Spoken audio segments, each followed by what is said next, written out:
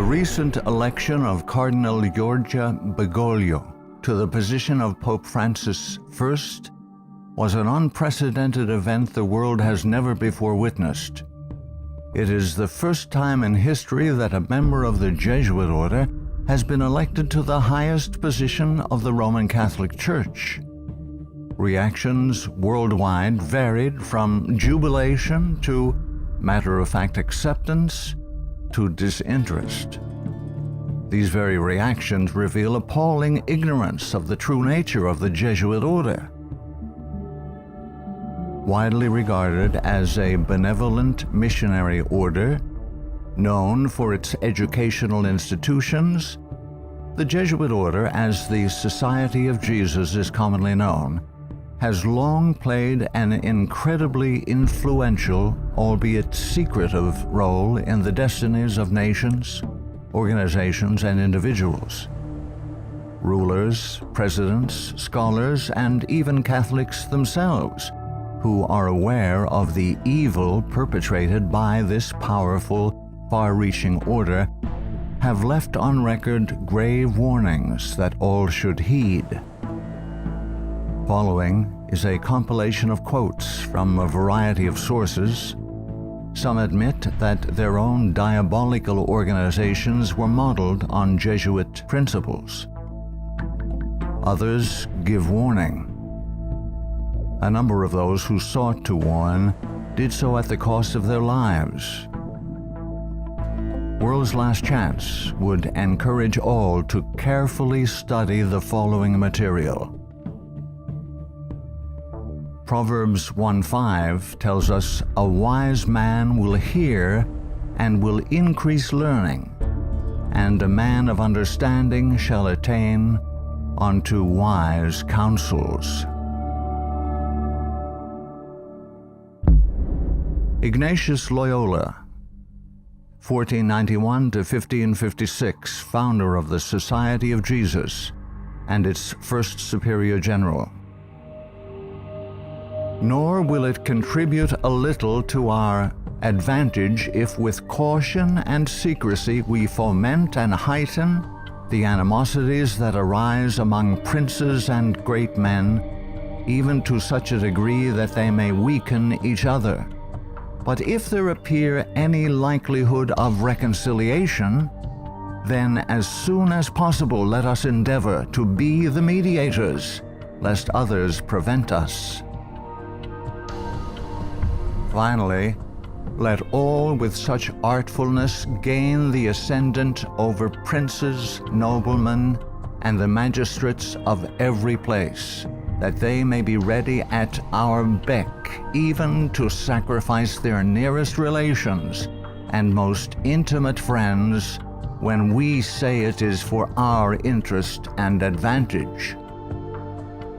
Let proper methods be used to get knowledge of the animosities that arise among great men, that we may have a finger in reconciling their differences. For by this means we shall gradually become acquainted with their friends and secret affairs, and of necessity engage one of the parties in our interests.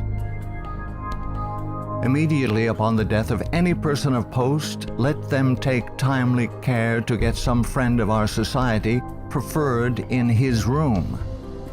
But this must be cloaked with such cunning and management as to avoid giving the least suspicion of our intending to usurp the prince's authority. Putting aside all private judgment, we should always be ready to accept this principle. I will believe that the white I see is black, if the hierarchical church so defines it. Princes and persons of distinction everywhere must, by all means, be so managed that we may have their ear, and that will easily secure their hearts, by which way of proceeding all persons will become our creatures, and no one will dare to give the society the least disquiet or opposition. Finally, the society must endeavor to effect this at least, that having gotten the favor and authority of princes, those who do not love them at least fear them. Paolo Sarpi, 1552 to 1623, a Venetian patriot, scholar, scientist, and church reformer. They are a public plague and the plague of the world. From the Jesuit colleges there never is sent a pupil obedient to his father, devoted to his country, loyal to his prince. Every species of vice finds its patronage in them. There is no perjury, nor sacrilege, nor parricide, nor incest, nor rapine, nor fraud, nor treason which cannot be masked as meritorious beneath the mantle of their dispensation. Muccio Vitelleschi, 1562 to 1645, 6th Superior General of the Society of Jesus. When sovereigns require a Jesuit's opinion on any subject, the Jesuit in question is to report the matter to his superior, who is to lay it before several Jesuits for discussion. The resolution formed after this consultation is supplied to the Jesuit, who has been consulted by the sovereign. Priest Antoine Arnaud, 1612 to 1694. Do you wish to excite troubles, to provoke revolution, to produce the total ruin of your country? Call in the Jesuits and build magnificent colleges for these hot-headed religionists. Suffer those audacious priests in their dictatorial and dogmatic tone to decide on affairs of state. Michelangelo Tamburini, 1648 to 1730, 14th Superior General of the Society of Jesus. See, sir, from this chamber I govern not only to Paris, but to China, not only to China, but to all the world, without anyone to know how I do it. Pope Clement XIV, 1705 to 1774. Following are Pope Clement XIV's words upon signing the bull of suppression and extinction of the Jesuits. A bull is the strongest legal document a pope can issue. The suppression is accomplished. I do not repent of it, having only resolved on it after examining and weighing everything, and because I thought it necessary for the Church. If it were not done, I would do it now. But this suppression will be my death. Pope Clement XIV knew the Jesuits very well and expected to die at their hands. He was correct. He was poisoned. A peasant woman was persuaded by means of a disguise to procure entrance into the Vatican and offered to the Pope a fig in which poison was concealed. Clement XIV was exceedingly fond of this fruit and ate it without hesitation. The same day the first symptoms of severe illness were observed, and to these rapidly succeeding violent inflammation of the bowels. He soon became convinced that he was poisoned and remarked, "Alas, I knew they would poison me, but I did not expect to die in so slow and cruel a manner." His terrible sufferings continued for several months. When he died, the poor victim, said Comenon, of the execrable Jesuits to which the Bishop of Pistoia, Scipio di Ricci, the nephew and heir of Jesuit General Ricci, fully agreed. Pope Pius VII, the Pope who restored the Society of Jesus. Soon after Pope Pius VII was released from Napoleon's prison in 1814, he quickly restored the Society of Jesus with the papal bull Sollicitudo Omnium Ecclesiarum. If any should again attempt to abolish it, the Society of Jesus, he would incur the indignation of Almighty God and of the holy apostles Peter and Paul.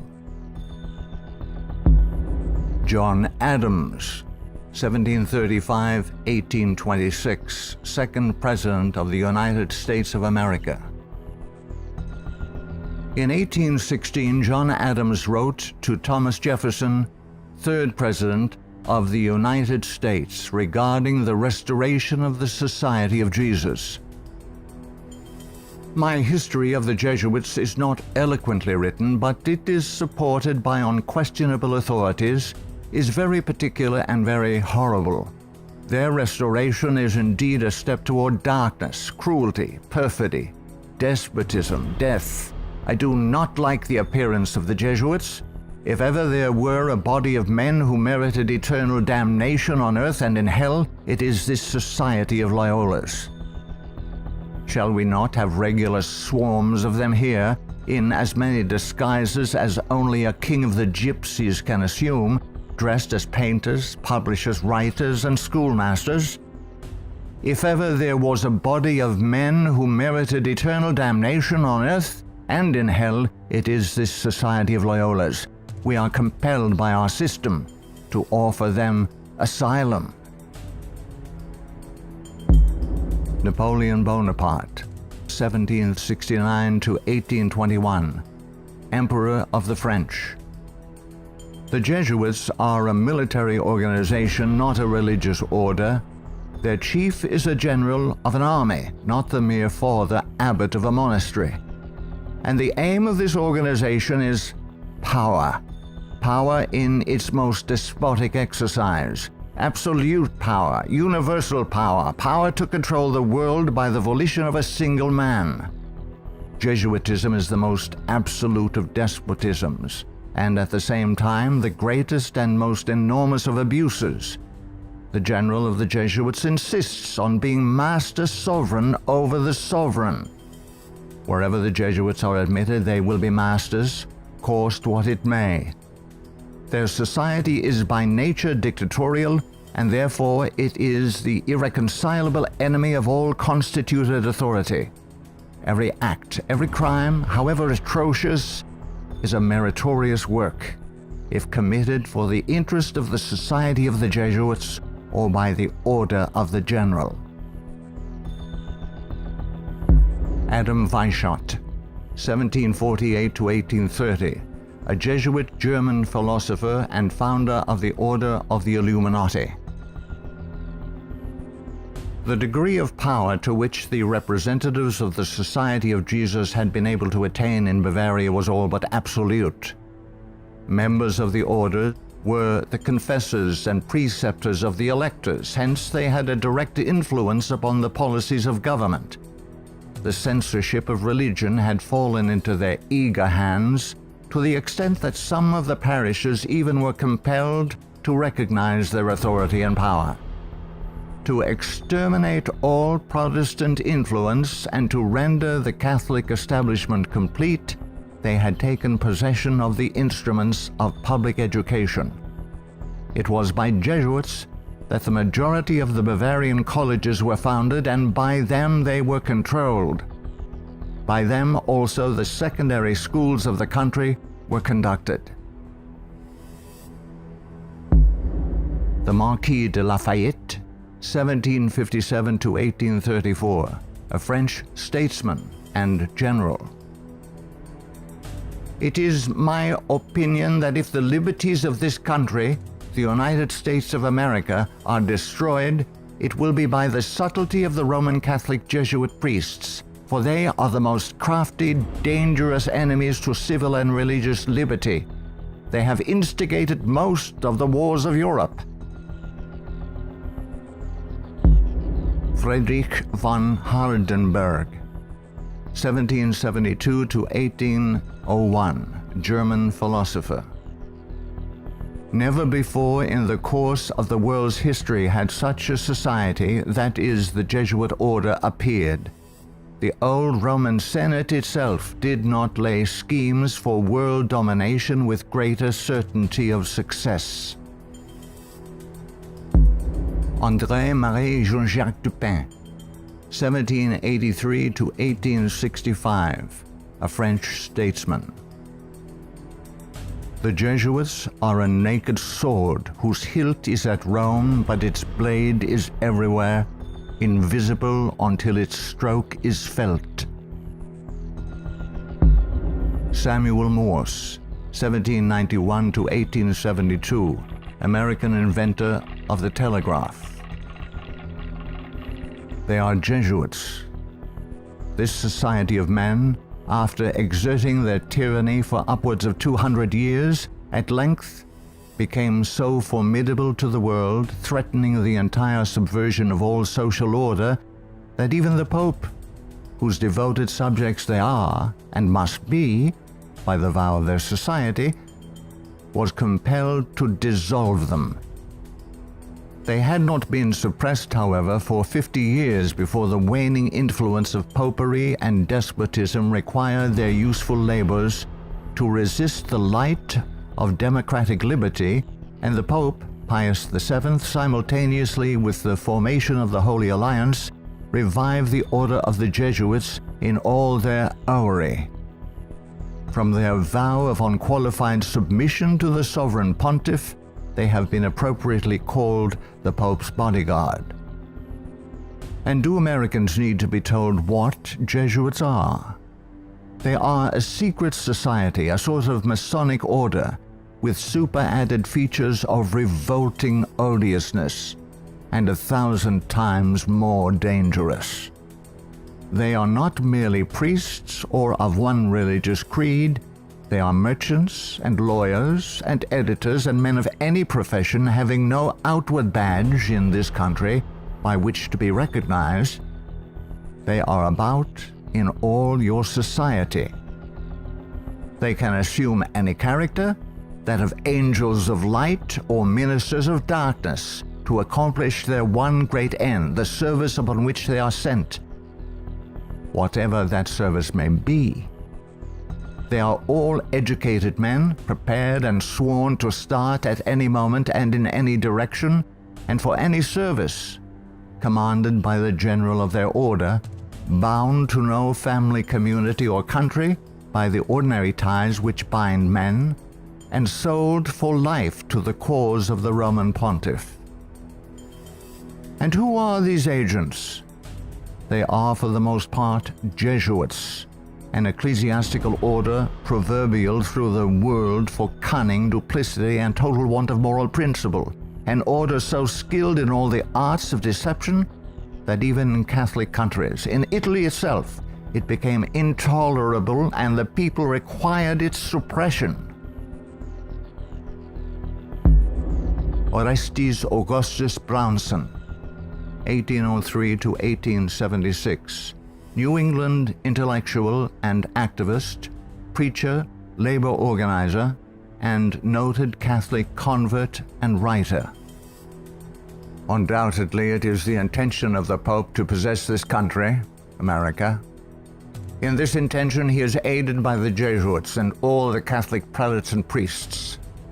If the Catholic Church becomes predominant here, Protestants will all be exterminated. Abraham Lincoln, 1809 to 1865, 16th President of the United States of America. This war, the American Civil War, 1860 to 1865, would never have been possible without the sinister influence of the Jesuits. We owe it to popery that we now see our land reddened with the blood of her noblest sons.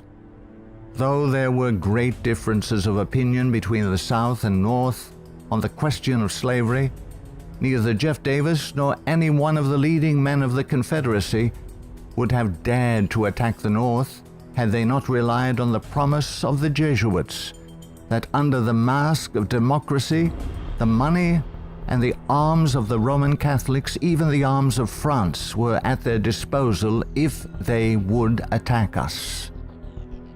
The Protestants of both the North and South would surely unite to exterminate the priests and the Jesuits if they could learn how the priests and nuns and the monks which daily land on our shores under the pretext of preaching their religion are nothing else but the emissaries of the Pope, of Napoleon III, and the other despots of Europe to undermine our institutions, alienate the hearts of our people from our Constitution and our laws, destroy our schools, and prepare a reign of anarchy here as they have done in Ireland, in Mexico, in Spain, and wherever there are any people who want to be free.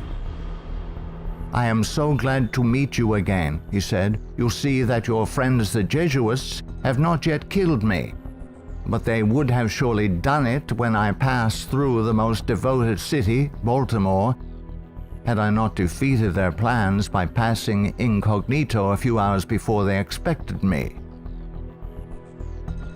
New projects of assassination are detected almost every day, accompanied with such savage circumstances that they bring to my memory the massacre of St. Bartholomew and the gunpowder plot. We feel, at their investigation, that they come from the same masters in the art of murder, the Jesuits. So many plots have already been made against my life that it is a real miracle that they have all failed when we consider that the great majority of them were in the hands of skillful Roman Catholic murderers evidently trained by the Jesuits. I know that Jesuits never forget nor forsake, but man must not care how and where he dies, provided he dies at the post of honor and duty.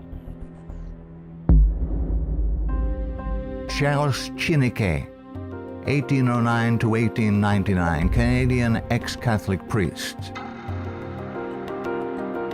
From that the Catholic priests with the most admirable ability and success have gathered their Irish legions into the great cities of the United States, and the American people must be very blind indeed if they do not see that if they do nothing to prevent it, the day is very near when the Jesuits will rule their country, from the magnificent White House at Washington to the humblest civil and military department of this vast republic.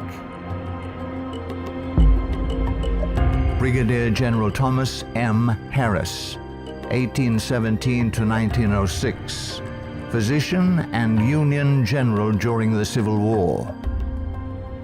The organization of the Roman Catholic hierarchy is a complete military despotism of which the Pope is the ostensible head. The Black Pope is the head of the Order of the Jesuits and is called a general. He not only has command of his own order, but directs and controls the general policy of the Roman Catholic Church. He is the power behind the throne and is the real potential head of the hierarchy. There is no independence of thought or of action in its subordinate parts, implicit and unquestioning obedience to the orders of superiors in authority is the sworn duty of the priesthood of every grade. It would seem that the Jesuits had had it in mind from the beginning of the war, the American Civil War of 1861 to 1865, to find an occasion for the taking off, that is the assassination, of Mr. Abraham Lincoln. The favorite policy of the Jesuits is that of assassination.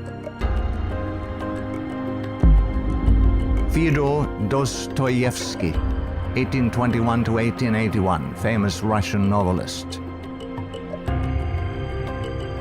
The Jesuits are simply the Roman army for the earthly sovereignty of the world in the future, with the Pontiff of Rome for emperor. That's their ideal. It's simple lust of power, of filthy earthly gain, of domination, something like a universal serfdom with them as masters. That's all they stand for. They don't even believe in God, perhaps. Margaret F. Cusick, 1829 to 1899, converted nun of Kenmare. The great idea of the Jesuit has always been a universal spiritual and temporal monarchy in which the Jesuit should reign supreme. England has always been the place desired for the base of operations necessary for this end. Hence the blood, the tears shed, and the schemes undertaken in this country by the Jesuit. He has by no means ended his efforts for the subjugation of the world to Rome through England. When the Jesuit is expelled from one place, he is not slow to find another. France may reject him, not without cause, but England opens her arms to him. Catholic Italy may deprive him of the glories of his once famous home in the Jesuit, but America opens her doors to him. He is the wandering Jew of the Romish Church. He is followed by the execrations of those by whom he was once beloved until they discovered his iniquities. Charles Haydn Spurgeon, 1834 to 1892, British particular Baptist preacher known as the Prince of Preachers. Our ancient enemies have small belief in our common sense if they imagine that we shall ever be able to trust them after having so often beheld the depths of Jesuitical cunning and duplicity. The sooner we let certain archbishops and cardinals know that we are aware of their designs and will in nothing cooperate with them, the better for us and our country. Of course, we shall be howled at as bigots, but we can afford to smile at that cry when it comes from the church which invented the Inquisition. No peace with Rome is the motto of reason as well as of religion. Richard W. Thompson, 1809 to 1900, Secretary of the Navy, United States of America. The Jesuits are the deadly enemies of civil and religious liberty. The Jesuit general occupies the place of God and must be obeyed, howsoever the peace and welfare of the multitude may be imperiled or the nations be convulsed from center to circumference. The Society of Jesuits must obtain the mastery, even if general anarchy shall prevail, or all the world besides be covered with the fragments of a universal wreck. The sovereigns of the Holy Alliance had massed large armies and soon entered into a pledge to devote them to the suppression of all uprisings of the people in favor of free government. And he, Pius VII, desired to devote the Jesuits, supported by his pontifical power, to the accomplishment of that end. He knew how faithfully they would apply themselves to that work, and hence he counseled them in his decree of restoration to strictly observe the useful advices and salutary counsels whereby Loyola had made absolution the cornerstone of the society. Luigi de Sanctis, 19th century ex-official censor of the Inquisition. All these things caused the Father General of the Jesuits to be feared by the Pope and sovereigns. A sovereign who is not there, the Jesuits' friend, will sooner or later experience their vengeance. At what then do the Jesuits aim? According to them, they only seek the greater glory of God.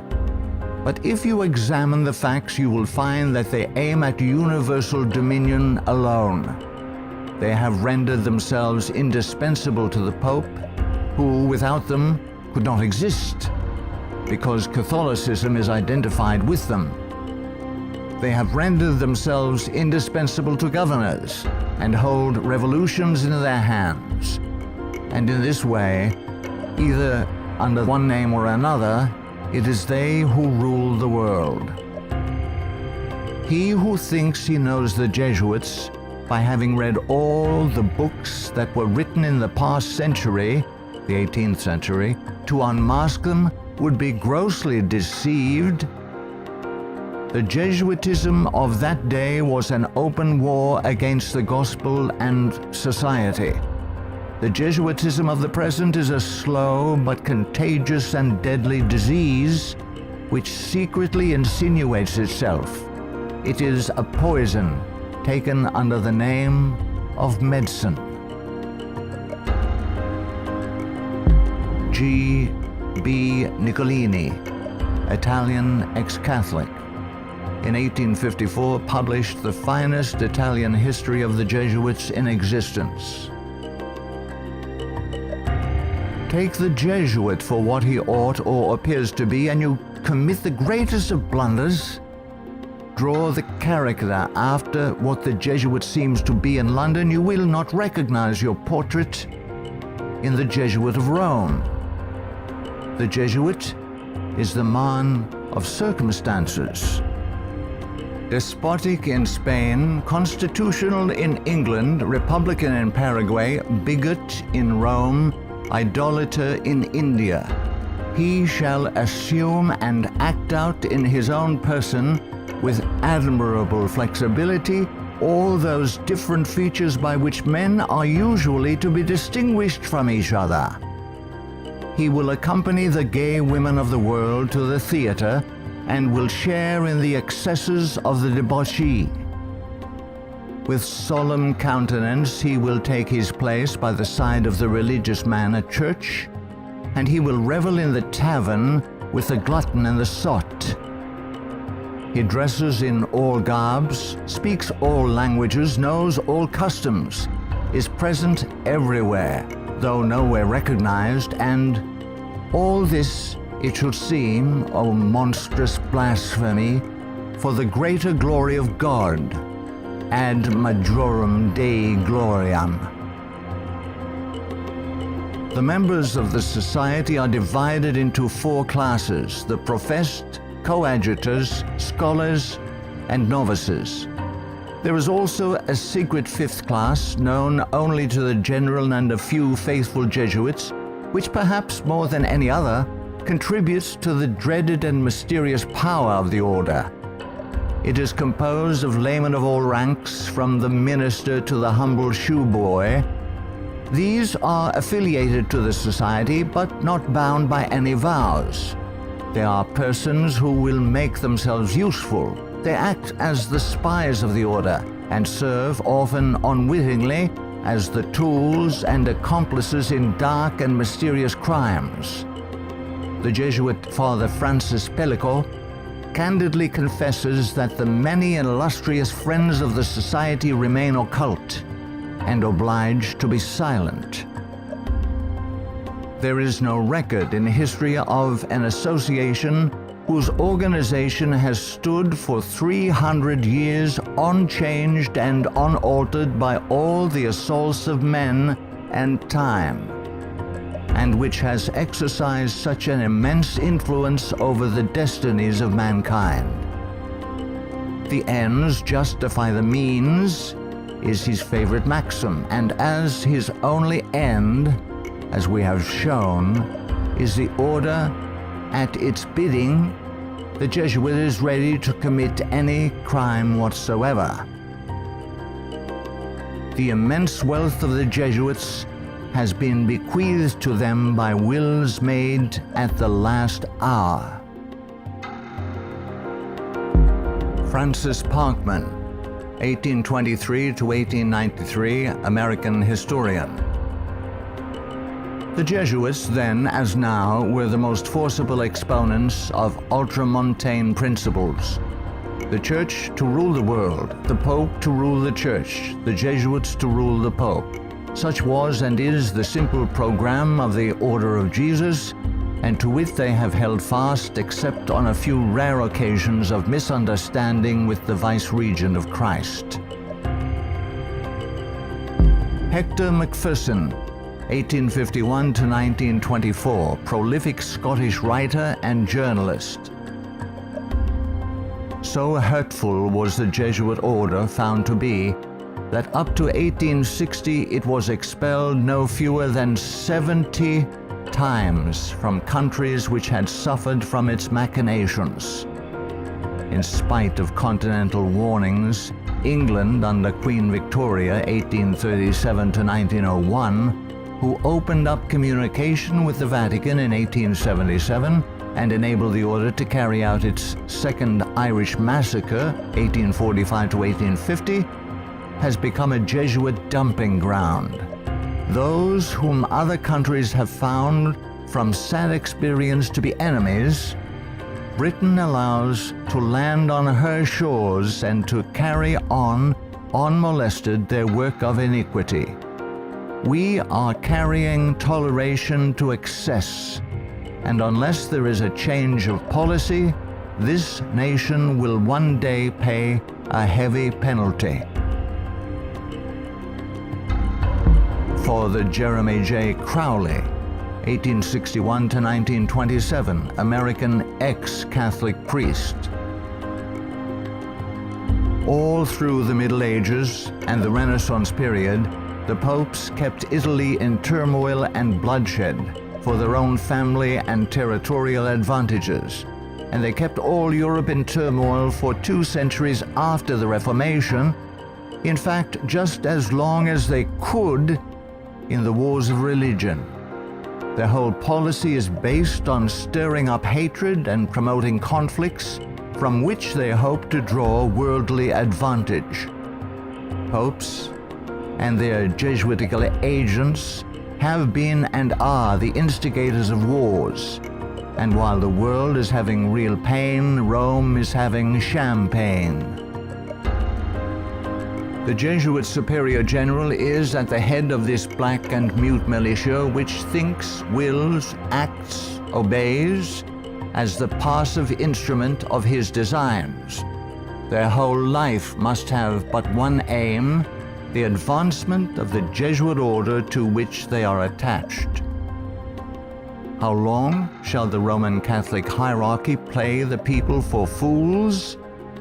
Shall the government be of the people, for the people, and by the people, or by the Pope? Let's not let the Pope of Rome name our president for us. Lovers of your country, beware of Jesuitical intrigues, the political power of Romanism, and the honeyed words of politicians reaching after the presidency. Ellen G. White, 1827 to 1915, prolific author and American Christian pioneer. Jesuitism inspired its followers with fanaticism. There was no crime too great for them to commit, no deception too base for them to practice, no disguise too difficult for them to assume. It was a fundamental principle of the order that the end justifies the means. By this code, lying, theft, perjury, assassination were not only pardonable but commendable when they serve the interests of the Church. Under various disguises, the Jesuits worked their way into offices of state, climbing up to be the counselors of kings and shaping the policy of nations. Edmund Ronaine, 1832 to 1911, former Freemason who served as both secretary and master of Keystone Lodge. The religion of Masonry is a system of absolute despotism, and like that of Rome, demands a blind, unquestioning obedience to all its laws, rules, and edicts, whether right or wrong. What a singular commentary on the indifference, the subserviency, or the cowardice of society, that an institution professedly organized by such cunning knaves, the Jesuits, and for such base purposes, and which has been sustained by fraud, falsehood and deception from the commencement of its career to the present time should be permitted today to dictate to, if not virtually to rule the nation, and to create such a dread in communities that even some of the ministers of Christian denominations who detest its vile philosophy and who would like to see it swept from the face of the earth are absolutely afraid to mention its name, either in the pulpit, the prayer meeting, or the Sabbath school, lest its secret vendetta vengeance might, in some concealed manner, be wreaked upon them. Adolf Hitler, 1889 to 1945, Austrian-born German politician and the leader of the Nazi Party. I have learned most of all from the Jesuit order. So far, there has been nothing more imposing on earth than the hierarchical organization of the Catholic Church. A good part of that organization I have transported direct to my own party. The Catholic Church must be held up as an example. I will tell you a secret.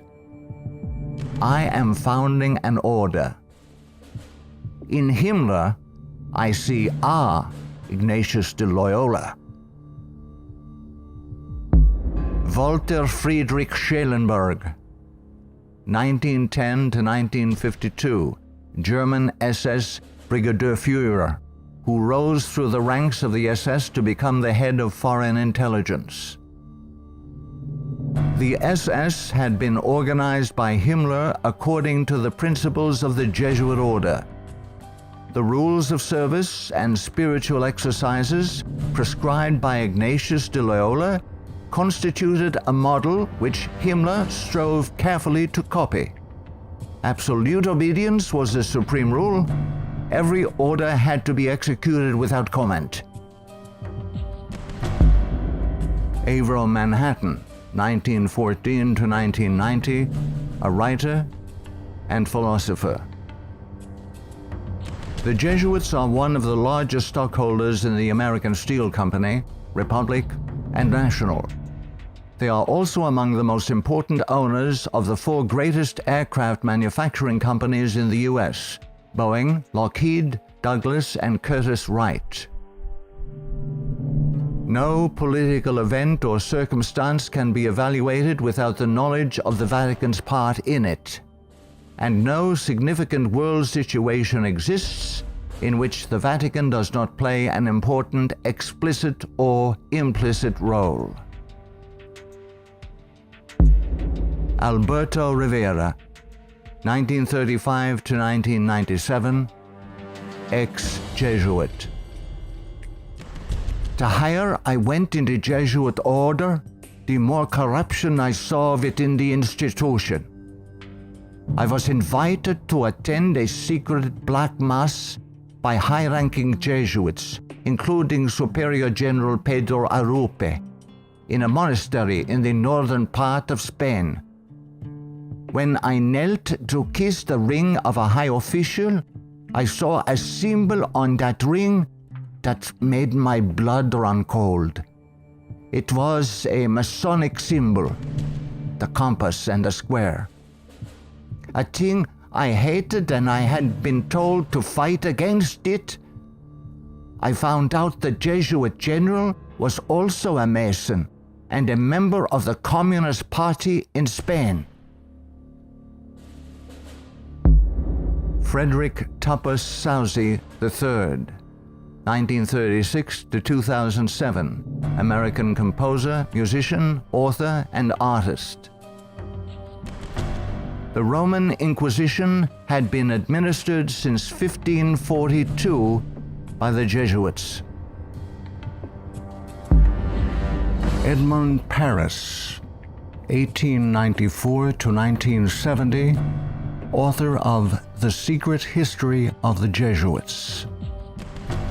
The public is practically unaware of the overwhelming responsibility carried by the Vatican and its Jesuits in the starting of the two world wars, a situation which may be explained in part by the gigantic finances at the disposition of the Vatican and its Jesuits, giving them power in so many spheres, especially since the last conflict. The Jesuits are a secret society, a sort of Masonic order, with super-added features of revolting odiousness and 1,000 times more dangerous. The Führer had come to power thanks to the votes of the Catholic Zentrum, Central Party overseen by Jesuit Ludwig Kass, only 5 years before, 1933. But most of the objectives cynically revealed in Mein Kampf were already realized. This book was written by the Jesuit-controlled Father Bernhard Stempfler and signed by Hitler. For it was the Society of Jesus which perfected the famous Pan-German program as laid out in this book, and the Führer endorsed it. Nino Lobello, 1922 to 1997, American author and journalist, specialized in writing about the Vatican. The Pope's confessor, an ordinary priest, must be a Jesuit.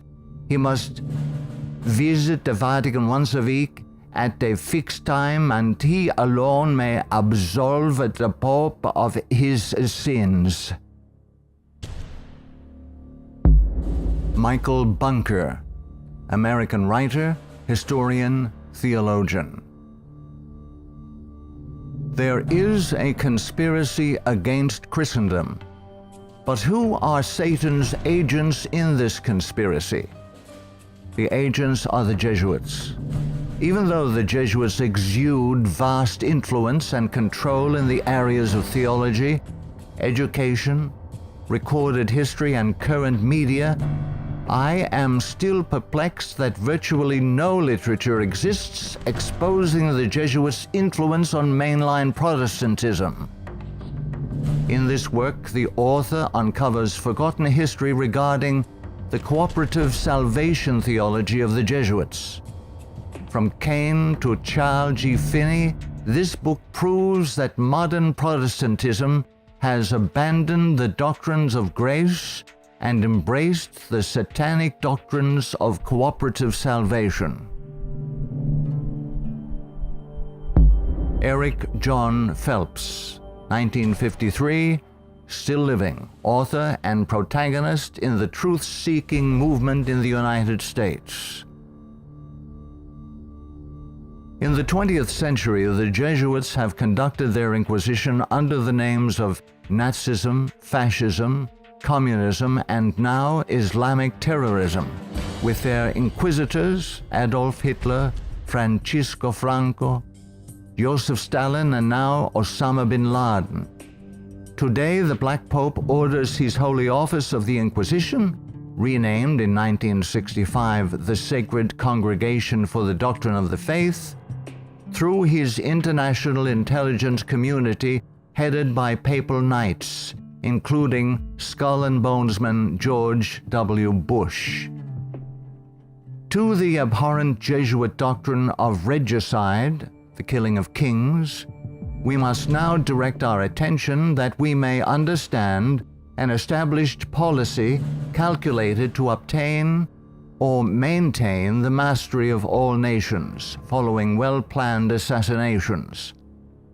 In the past, the order's assassins were either Jesuits, like Jacques Clement, or killers easily connected to the influence of the company, men like John Wilkes Booth. Today, these professional terminators are cleverly distanced from their Masonic master, the Black Pope, and given deceptive titles by the Pope's internationally controlled press corps, jurists, and historians. Such titles as anarchists, nihilists, rogue agents within intelligence agencies, or just lone nut assassins. Sometimes these individuals in fact do the killing, consciously and unconsciously, as do the programmed Manchurian candidates. They sacrifice themselves, die in the act, or are punished for their crimes. created by Loyola in 1534 and sanctioned by Paul III in 1540. In seeking to destroy the Protestant Reformation and restore the Dark Ages with the White Pope, exercising his temporal power as the universal monarch of the world, authored the 25 sessions of the Council of Trent, 1545 to 1563, and established themselves as the confessors and advisors of the monarchs of Europe, promoting absolute monarchical despotisms through which they ignited monstrous wars characterized by pitiless massacres of Protestants and innocents, such as the Dutch Revolution, 1568 to 1648, the 30 Years' War, 1618 to 1648, the Puritan Revolution, 1644 to 1653, the 7 Years, French Indian War, 1754 to 1763. While oppressing and weakening the peoples of the nations and the Semitic Hebrew Jewish race with the Holy Office of the Inquisition, aided by the Knights of Malta and later Scottish Rite Freemasonry from 1540 to 1773, we as God's people in 14th Amendment America have received the Lord Jesus Christ as our personal Savior according to His blessed gospel set forth in His infallible Holy Scriptures. The authorized King James Version of 1611 must repent of our personal and national sins. Then we must forsake them. Some of those sins are: 1. Permitting the army of the Black Pope, the company of the Society of Jesus, to exist, mightily prosper, and absolutely control the government of the United States through its Council on Foreign Relations within our borders. 2. Believing the Jesuit-controlled American press, which has continually lied and deceived us throughout the 20th century. 3. Permitting the Jesuits' Federal Reserve banking system and United Nations to exist within our borders, as these two bodies have successfully destroyed popular liberty, liberalism, and the national sovereignty of every nation in the world pursuant to the purposes of the Jesuits' Holy Alliance. 4. Waiving our Fourth and Fifth Amendment rights secured by the declaratory and restrictive clauses of the Bill of Rights at the insistence of the Baptists of Virginia, and so dearly paid for with torrents of blood by our Protestant forefathers, through filing our confessions every April 15th, paying the heavy and progressive communist income tax, thereby financing a multitude of sins. 5. Permitting the drafting, vaccinating, and sending of our sons abroad to fight the Pope's foreign wars, such as the war in Vietnam and the recent wars in Serbia, Iraq, and now Afghanistan, resulting in the further destruction of American liberals and foreign heretics so condemned by the Jesuits' Council of Trent. 6. Permitting the Jesuits in control of the government of the American Empire to use our military and financial might to enthrone dictators around the world whose first allegiance is to Rome, thereby restoring the temporal power of the Jesuits, infallible Pope, returning the world to the Dark Ages. 7. Consenting to the Jesuits' Supreme Court decisions in removing the Protestant Bible and prayer from the bulwark of American liberty so hated by the Jesuits, the public school system. 8.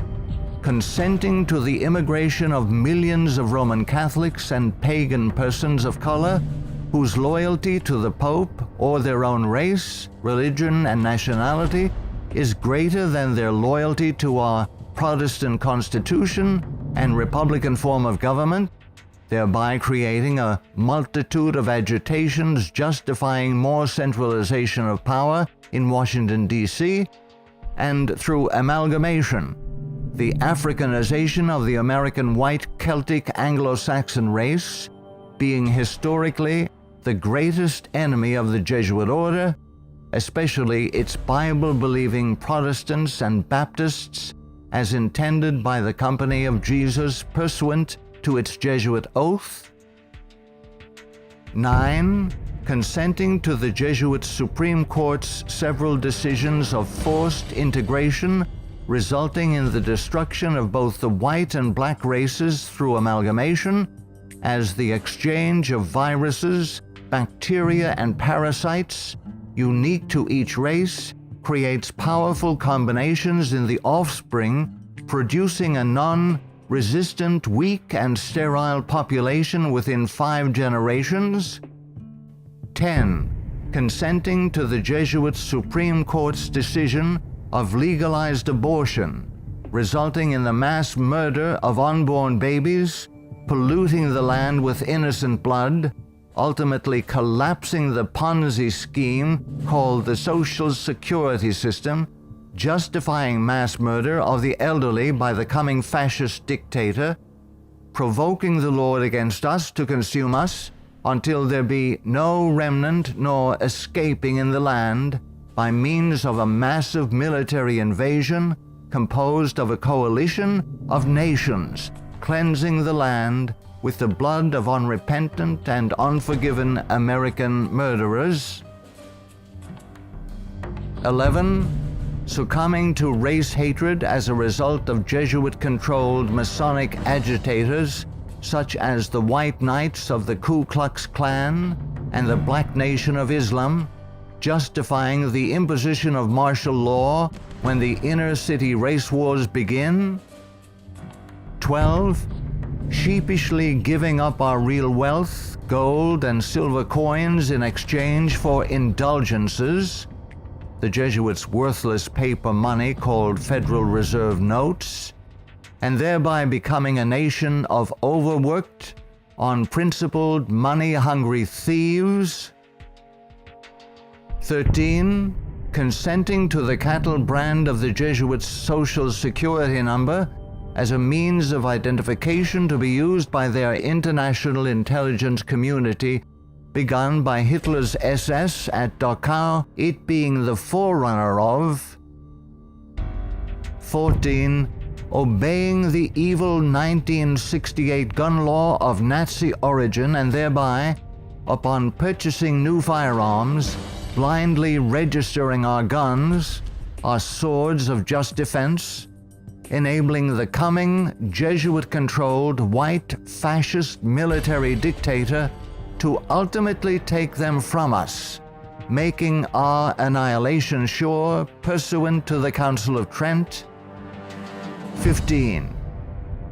Committing a multitude of personal sins, both public and private, ensuring that our annihilation will be a righteous act in the eyes of both the risen Son of God and mortal man. Far from being the benevolent educational missionary society many view the Society of Jesus as being, the Jesuit order is responsible for some of the most heinous acts in recorded history. They have battled truth and righteousness, crushed religious liberty, influenced kings, and sought to mold the course of history to carry out their own agenda. Now that the visible head of the Roman Catholic Church is himself a member of this order, the power of the Jesuit order is complete. Let all who love truth, all who love freedom, take heed and beware of the danger now facing the world in the person of Pope Francis I. Error and wickedness will ever seek to use force against truth and righteousness.